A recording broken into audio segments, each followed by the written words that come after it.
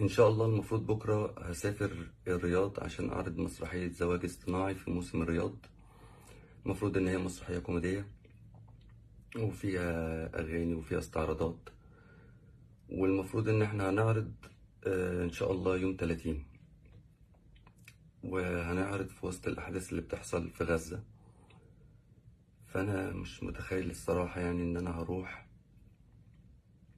أعمل مسرحية وأهزر وأغني وأرقص، وإخواتنا في فلسطين عمالين يتقتلوا ويتذبحوا ومفيش حاجة بتحصل لهم. أنا مش هقدر أسافر طبعا. وليه بقول الكلام ده في آخر لحظة؟ المفروض إن احنا نسافر بكرة إن شاء الله.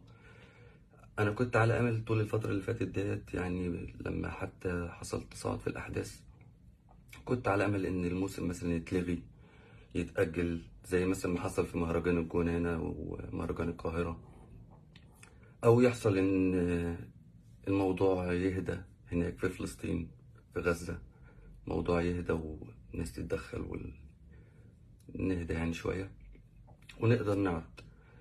بس ما فيش حاجة بتحصل، يعني تقريبا لحد الوقت اللي أنا بكلمكم فيه دلوقتي في ناس عمالة تموت وما فيش حاجة بتحصل.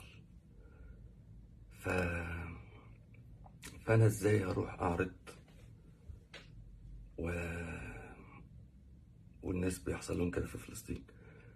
أنا حاسس، معلش سامحوني لو إحساسي أوفر شوية، بس أنا حاسس إن أنا لو عملت كده هبقى أنا أكني زي اللي بقتلهم بالظبط، يعني إن أنا خذلتهم، مش عارف أعمل لهم حاجة. يعني كفاية علينا السكوت اللي احنا فيه كلنا ومفيش حد بيعمل لهم حاجة.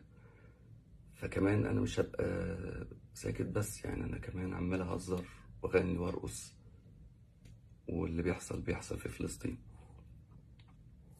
فأنا بعتذر جدا عن إن أنا أشارك في موسم الرياض، و... والمشكلة إن دلوقتي اللي بيحصل في فلسطين ده دي قضية كل مسلم. في المقام الأول هي قضية كل مسلم، والمفروض الواجب على كل المسلمين إن هم يساعدوا إخوانهم في غزة ويحاولوا يقدموا لهم أي مساعدة.